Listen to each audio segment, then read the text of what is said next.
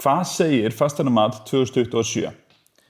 Fasteignamat næsta árs var gefið út fyrir stuttu og samkvæmt því hækkaði heildarmatið 2,1% milli ára.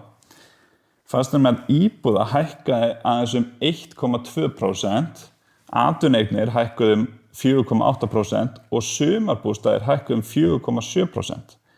Þannig að eftirspurn eftir sumarhúsum heldur upp í fasteignamatið frekar heldur en íbúðir. En hvað segir fasteignamatið okkur? Fasteignamat metið markaðsvirði fasteigna. HMS notar reikniaðferðir til þess að meta hvað eignin, hús og lóð ætti að seljast á miðað við stærð, aldur, staðsetningu, fjölda herbergja og svo framvegis. Það mikilvægt að vita að fasteignamat miðast við árið á undan.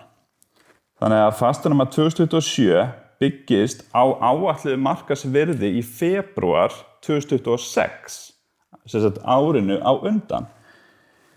Söluverðið ræðst við hins vegar af því hvað kaupandinn tilbúinn til að borga fyrir eignina núna.